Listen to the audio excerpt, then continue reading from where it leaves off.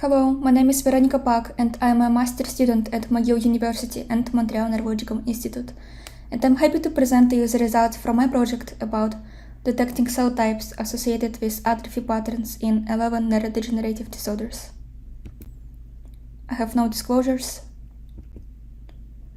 When we talk about neurological diseases, we usually talk about neurons. Neurons have historically dominated the central nervous system narrative.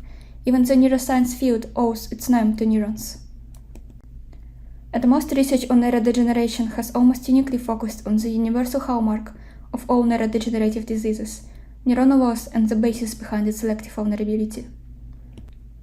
But recently, the neurocentric view of brain diseases has been challenged by a great number of evidence supporting the critical role of glial cells, such as astrocytes, microglia, oligodendrocytes, and vascular cells, or the brain cells that have been historically dismissed as passive failure cells that just support neurons in the background. But there has been a shift in thinking, and now multiple evidence reveals the critical contribution of glial cells to the early progression and further exacerbation of neurodegenerative diseases.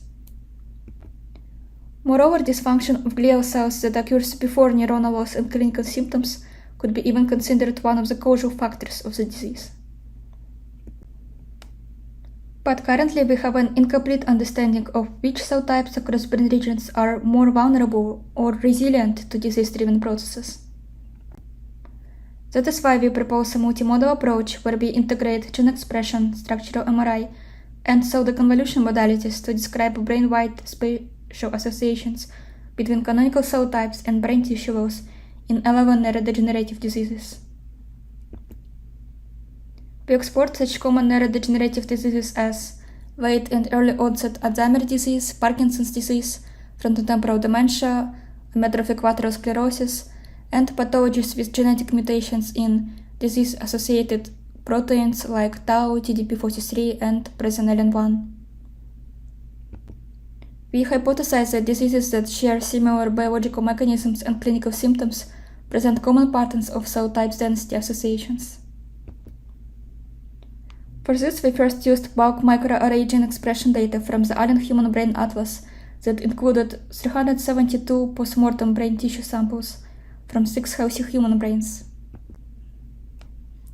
We selected gene expressions from 80 gene probes that represented canonical cell types markers in the human brain. And our goal was to impute gene expression for the whole brain, so we used Gaussian process regression to predict gene expression and missing voxels in MNI space. Next, to estimate cell types proportions, we took our whole brain interpolated gene expression atlas and applied a pseudoconvolution machine learning algorithm BRTGEA to it. At each voxel, cell type proportion values were normalized, and then proportions for each cell type were registered into MNI and volumetric space. As a result, we got 6 volumetric maps of cell abundance covering the whole brain for such canonical cell types as neurons, astrocytes, microglia, endothelial cells, oligodendrocytes, and oligodendrocyte precursor cells, or OPCs. We then performed statistical analysis to find associations between regional cell type proportion values from our maps that you've just seen on the previous slide, and regional atrophy statistic values from 11 neurodegenerative conditions. We used the AAL atlas to define 118 cortical and subcortical regions, and we also tested associations across regions from another popular parcellation, the KT atlas. Our results showed strong spatial associations between cell type proportions for all cells and tissue integrity in all 11 neurodegenerative diseases.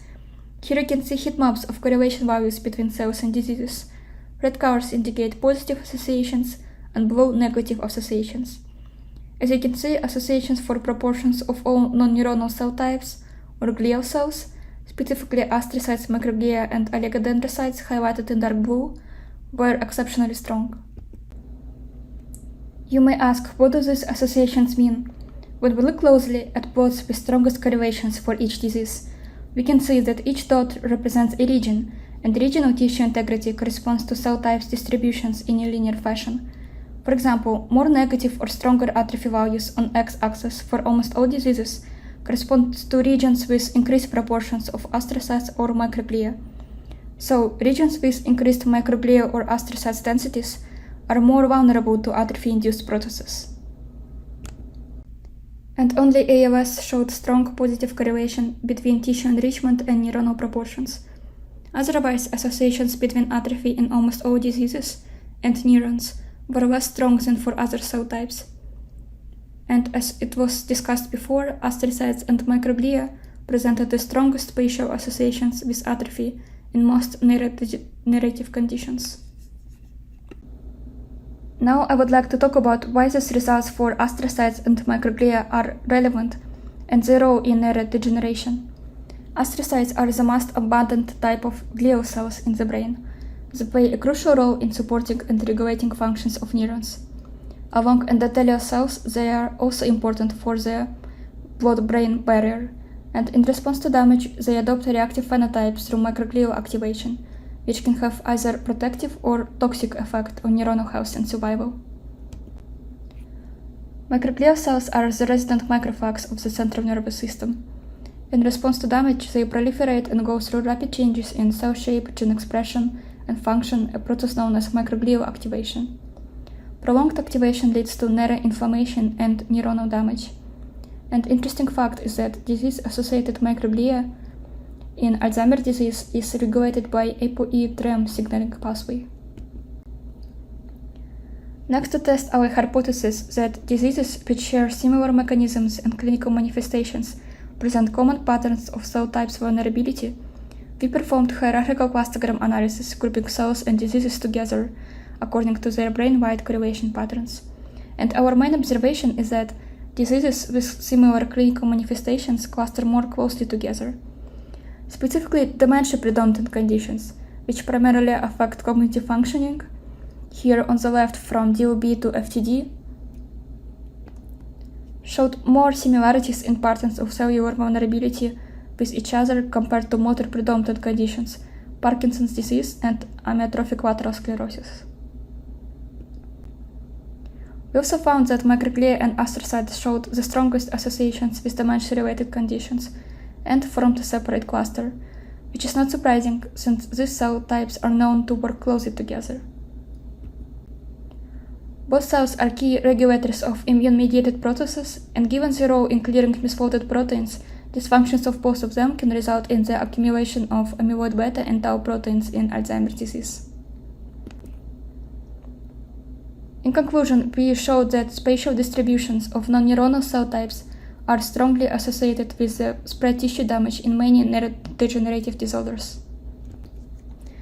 Diseases with shared biological mechanisms and clinical manifestations present common patterns of cellular vulnerability.